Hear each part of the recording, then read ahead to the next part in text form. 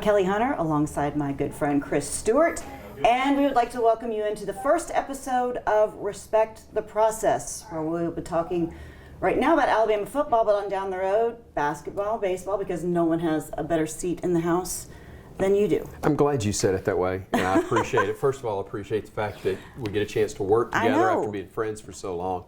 But yeah, some people say, nobody knows more, and I go, oh, there's somebody I could give you to know more.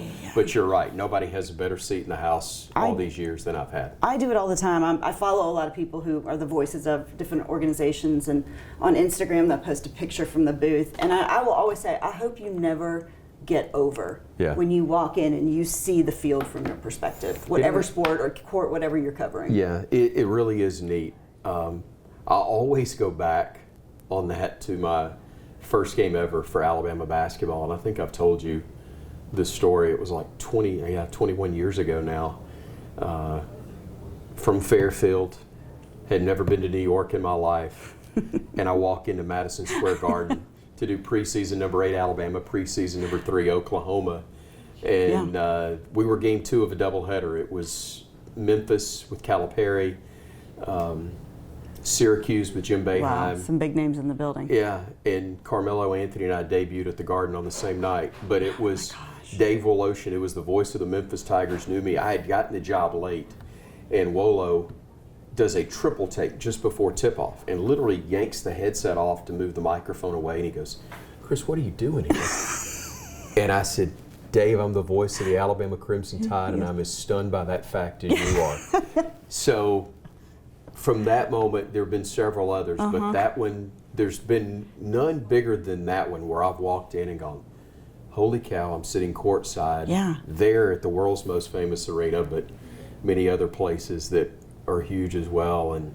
it's a blessing. It's not a crisis of confidence or faith, but it's more of, how did I get here? Yeah. And wow, because it's like when people are like, oh, you know more about the Braves than anybody. I'm like, there's so many more people. Yeah. I'm like, I know a lot, but not, and also what people don't understand is, yes, you know a lot, but you are also able to not get caught up in the moment, because you have to keep going. Yeah. No matter how big something no matter how big something is, you've got to be ready to call the next play. Yeah, you're right.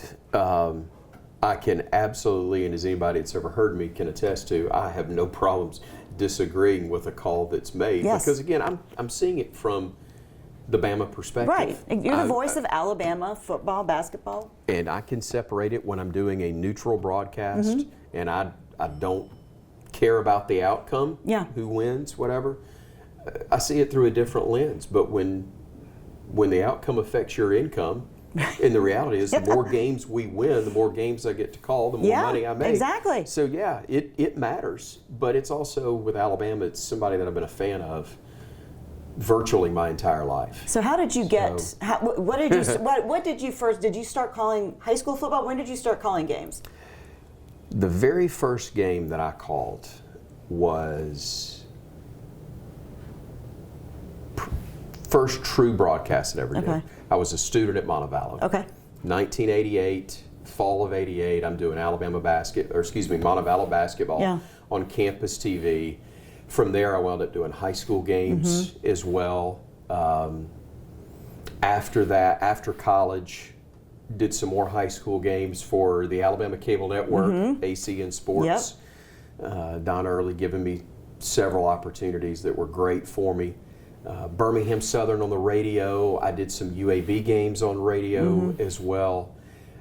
But then ACN got the rights to do Alabama games on a delayed basis. Okay, I remember.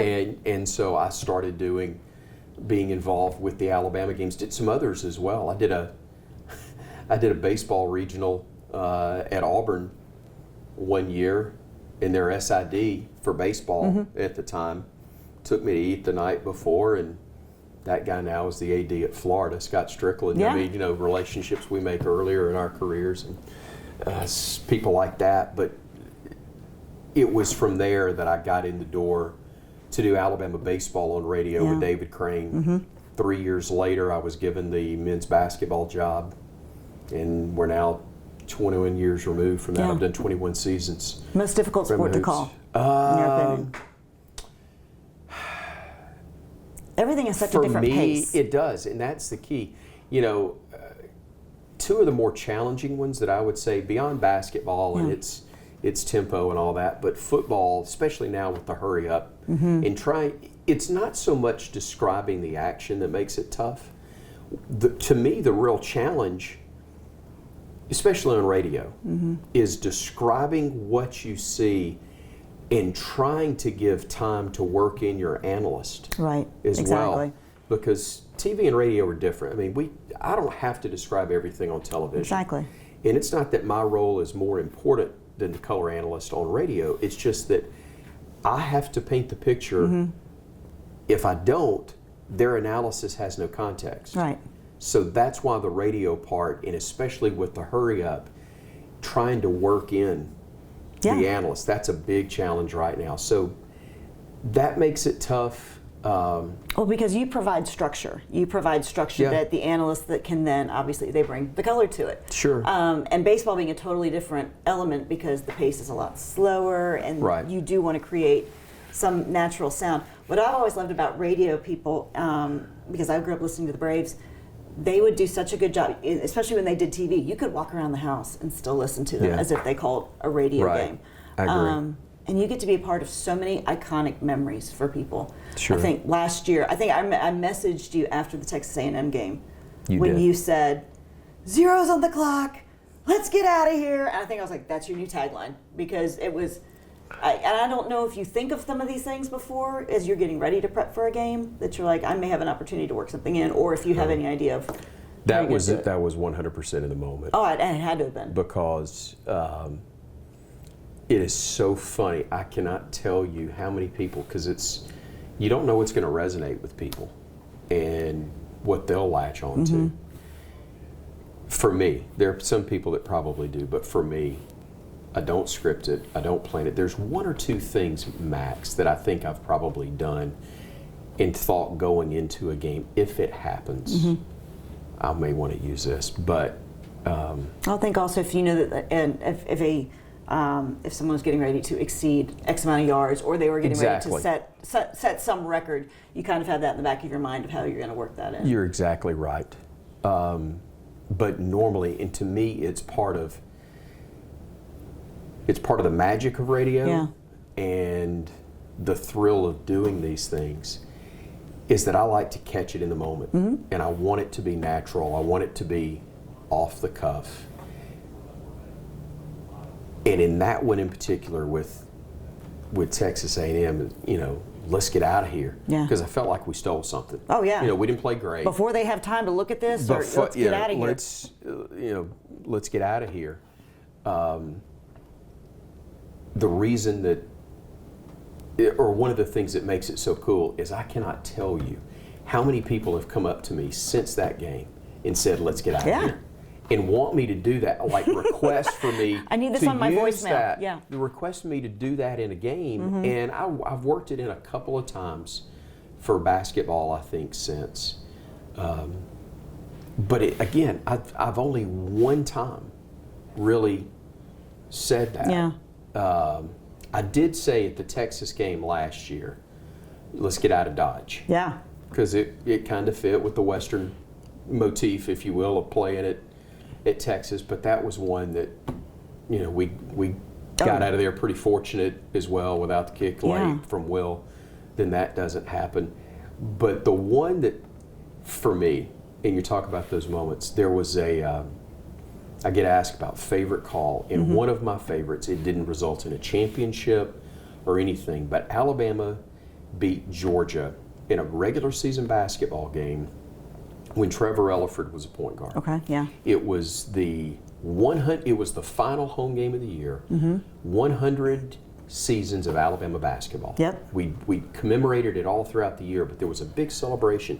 There's going to be a party afterwards where all the former coaches had been invited, players, they'd been recognized at halftime. CM was still alive, Wimp was there. It was a big deal. Yeah. And Alabama was still alive in the NCAA tournament hunt at that point. Anthony Grant's coaching. And if you lose, you got no shot. Right. And we led this game by 20 points early in the second half. Now all of a sudden Georgia's got the ball, tie game, 8 seconds to go. And everybody felt like it's over.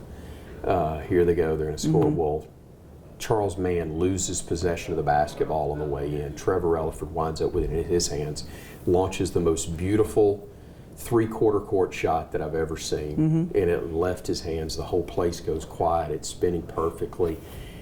And it's nothing but net. And the place sounded like it had exploded. Yeah. It was so loud, and I was loud like everybody else. But as I am truly standing up, which doesn't happen very much, that you stand up in the moment of making a call, I stand up and I look and I see the official walking towards the monitor. And I had said something along the lines, it found nothing but the bottom of the sack, and I look and I just got deflated, and I went to my seat and I said it as I go down, oh, don't you dare wipe that off. And one of the funniest things ever, my now freshman at the University of Alabama was about a 7-year-old when that happened. And he's at basketball camp that summer, and he does my entire call for Anthony Grant. And Anthony's eyes got so big, funny. and he laughed so hard because he delivered the line perfectly. Perfectly, better than I did. That is funny. Don't you dare wipe that off. But those are things that you have no part in as a play-by-play announcer. There's no way to plan those. No.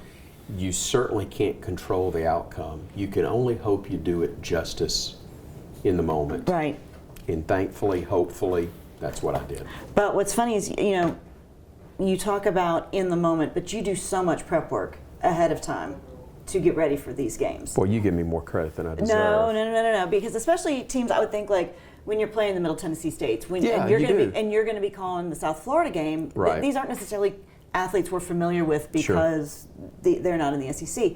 So typically, because this is kind of going back to last week, when do you get the depth chart of who you need to be working on? Because last week that was a big issue. Yeah, I was privy to what that was going to look like, because it allowed me to get the info to the people that actually build the spotting chart for me. Right. There's a company that builds it for Eli and I. Now, Eli goes very detailed in his notes. They provide so much to me that but it's information that you have to need. study. Yeah. You've got to have it. You're exactly right. And by the time I play, we play South Florida, I will have as much committed to memory as I can. Right. And you'll really study it. But yeah, for these type games, I normally will. Maybe it's usually on Monday. Yeah. So what are you doing right now? Because you and Eli are splitting the season. Correct. Eli's back in the booth for the home games. Right. You're going to be handling the road games. So what are you doing right now during the games? Enjoying life. Enjoying the games. Which was so bizarre. I interview coach pregame. I get Nick Saban pregame still, and that's for every game. I'm getting him in the locker room before each ball game, home and road, and we record that, and then I'm free.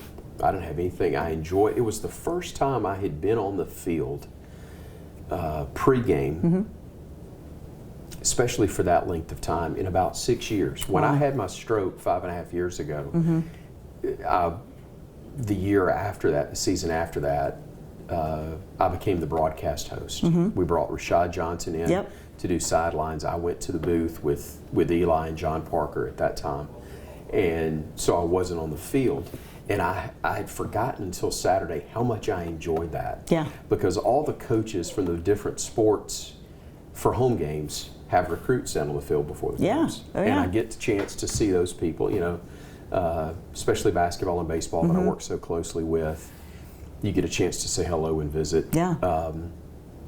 A little more relaxed. I mean, they're working, they've got recruits, but everybody's in a good mood. Yeah. Because it's a fun thing. Exactly. It's such a big event. It's opening game, and so everybody's in a good mood, and it's a good atmosphere, and had a really good time just being around that. Watched the first 2 series, then went up to the booth with Jim Carabin, my boss, not the broadcast booth, but the CTSN Skybox. Nice. And there's food and beverages up there, and I did not partake in anything that would involve me being impeded to the post-game interview with Coach. Well, they do have that available, and I resisted any temptation. And that's impressive. Just had water and that's impressive. Chowed down on the food and enjoyed it. And then when the game was over, I went to wait on Coach and do the post-game show. So TV show. How long after the game do y'all record that show? You know, it's on the road.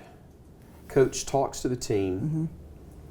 He will talk to the media, and then he will come out on the field, unless we lose and they storm the field. That means you have to find another broadcast spot. But if we win, as normally happens, we do it on the field after the game. So it's fairly quick there because he's ready to get back to Tuscaloosa. Yeah. Home games, it's a different deal. Saturday, you know, we'll play at 6 o'clock. The game will end. He'll talk to the team. He'll talk to the medical staff. This is something really neat that he does, home or road. Nick Saban goes to every kid's locker, a win or a loss. He goes to every kid's locker and shakes every kid's hand. Nice. Every player. Nice. So he'll talk to the team, he'll shake hands, he'll come back, talk to the medical staff, then he'll go and talk to the media. Mm-hmm. He will then go into the recruiting room on home games. Yeah. Do you sit in on the post-game press conference, or I do you? not. Okay. I do not. I will try to watch it on Yeah. my phone, listen to it if it's where I can. So I've got like kind of a feel, obviously, for what he's already said and what the mood may be. But then he goes and talks to all those recruits and their families, and then he'll come up to the studios for Crimson Tide Productions. Yeah. And there's a format, and if you've ever seen the show, you know it's not intensive from my standpoint. No, but you do a good job of leaving open-ended questions, because you ask him a question and you give him room to not. I mean, you don't ask very specific and direct questions. You give him an opportunity to just kind of talk. And you know this, you understand. I'm not a journalist in that role. No. I am. That is his TV show where he is wanting to deliver his message. Yeah. So, make no apologies, I feel like it's my role to put it on a tee for him. Mm-hmm. Yeah. And there may be an occasion where I'll ask a direct question, but it's usually the way it's formatted for him to share his thoughts on different things. So it's not I'm not trying to win a broadcast journalism award. You know, if you're in a post game when you're in television on a regular basis and you're working for ABC affiliate, you've got some direct pointed questions you want to go with. And very objective, that's your job. Yeah. Exactly, but that's your job. For me, we're almost a PR wing or PR arm for the football program. So it's for him and for the fans. That's exactly right. So you're right. It's, if you're listening, very rarely do I ask a question.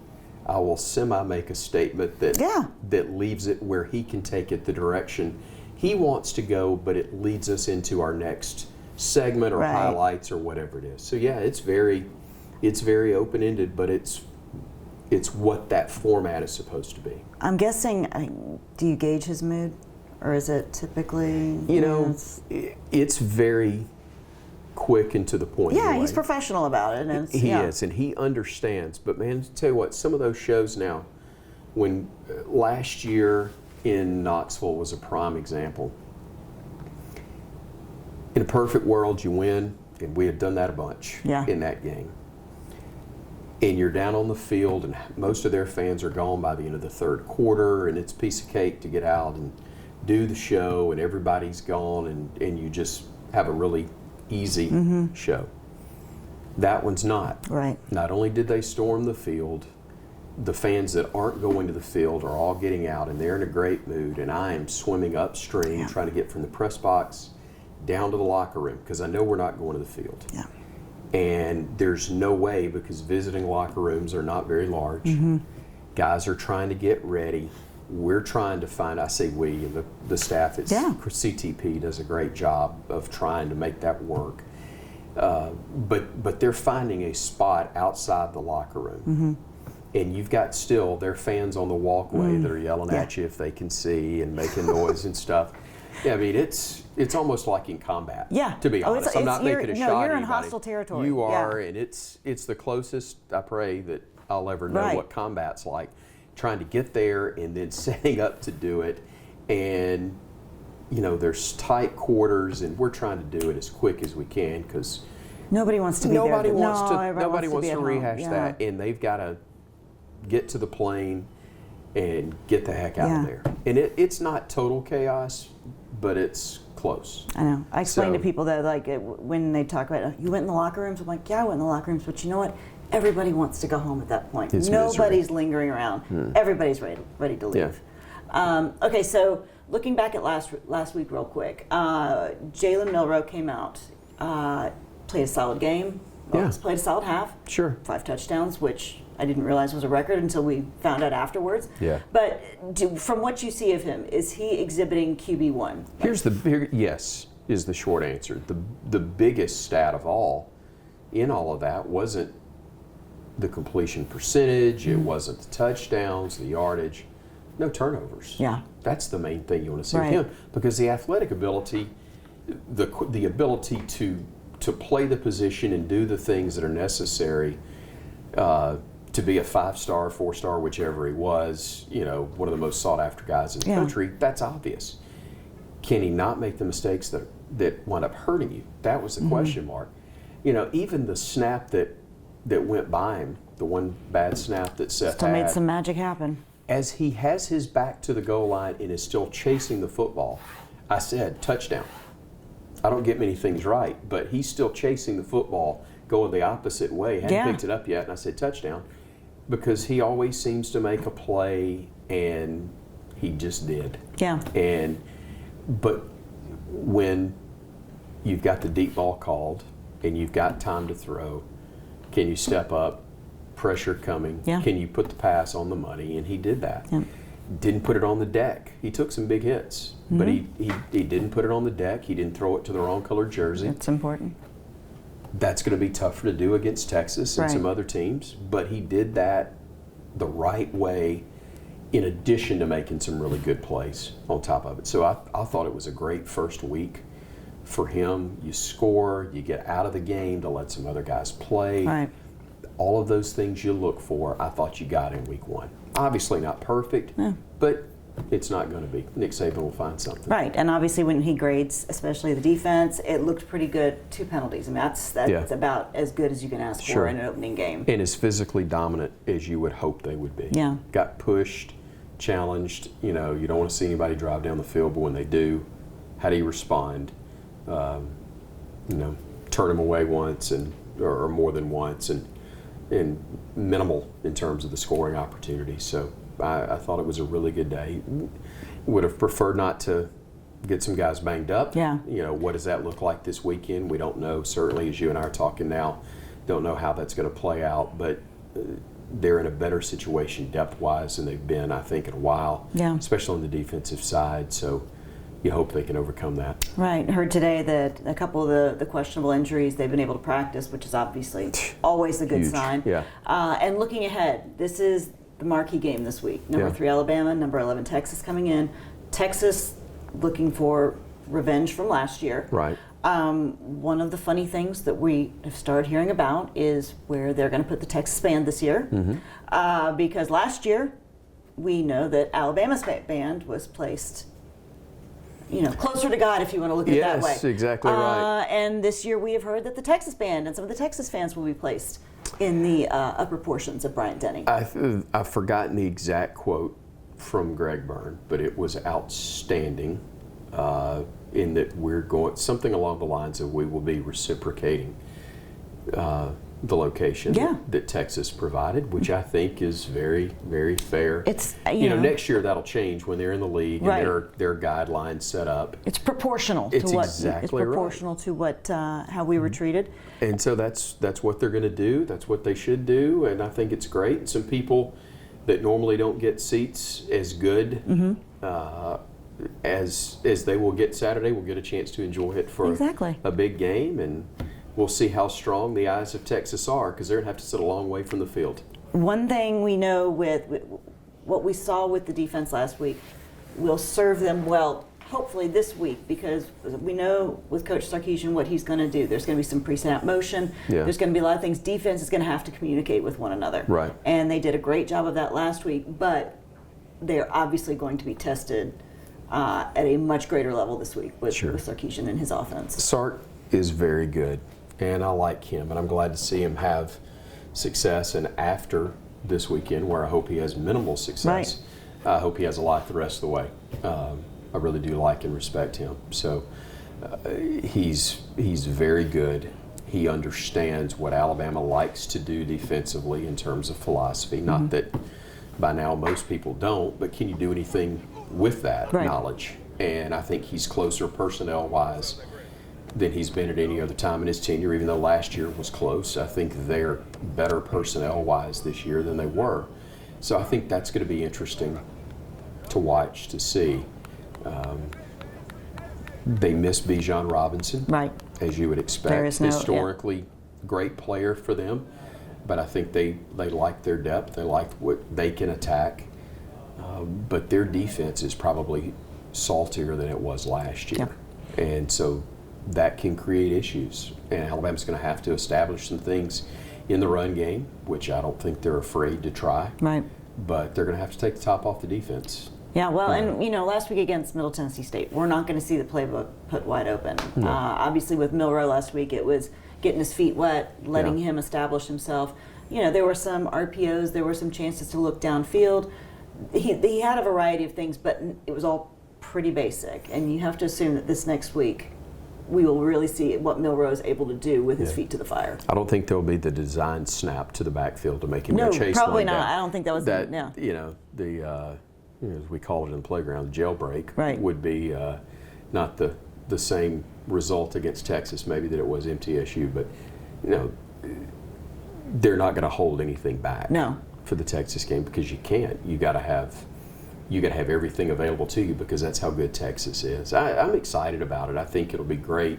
Hopefully we'll have weather similar to what we had last weekend, which was awesome. Beautiful. Not being 1,000 degrees on the first weekend was terrific. As hot as I've ever been probably was last year on the field in Texas. Not as hot as it was. With that early kickoff too. Yeah. When I was at A&M in the year after Manziel and A&M beat Alabama in Tuscaloosa, the return game that next year was ridiculously hot, but I wasn't on the sidelines the whole game at Texas. I was up in the booth, of course.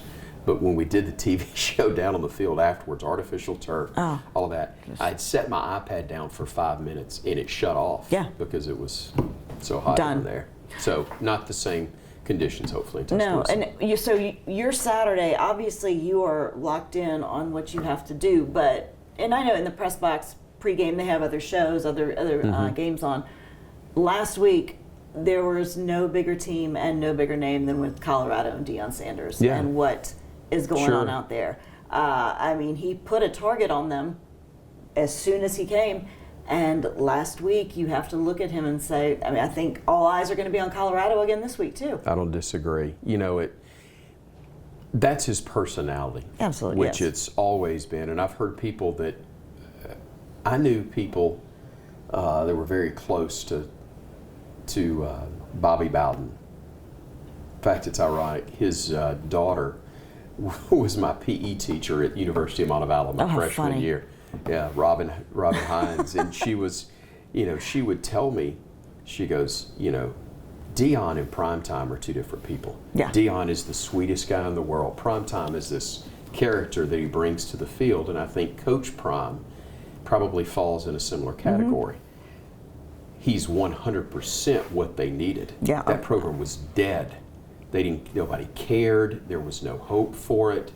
He's brought life to the conference. People are going to watch those games now. No question. And people are now excited about the Big 12 being back in, Colorado being back in that league, in large measure because of him and his personality. But just like Primetime could talk, Primetime can play. Coach Prime can talk. He's wearing the cowboy hat. He's doing all the stuff that garners a lot of flash bulbs and cameras and all this stuff. The man can coach, and he built a roster, and his kid can play, and they got others that can play. And Travis Hunter, the show, he is the Ohtani of college football. He is. It's unreal. And I've only seen highlights. I haven't watched them all the way through.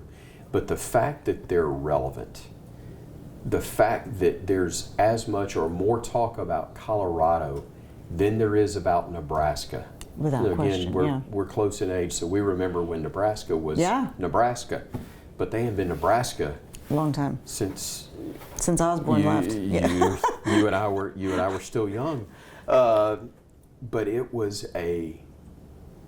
it's amazing what he's done there, and can they sustain it?